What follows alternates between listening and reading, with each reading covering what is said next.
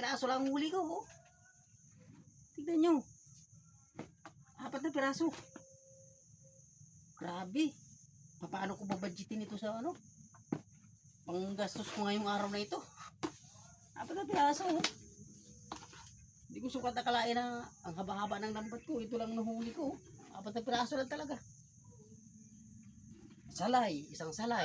Tapos itong espada, isa. Tapos ito may pakan. Tapos nako. Tudas. Isang piraso nga lang yung kuan, yung ano. Yung buraw. Durog pa talaga. Bungi sigurong kumain ito. Durog eh, hindi siya naputol. Baka bungi na isang kumain ito. Nako, kawawa naman. Sana bukas mayroon. Makabawi-bawi man lang sa ano. Bago gastos ng crudo.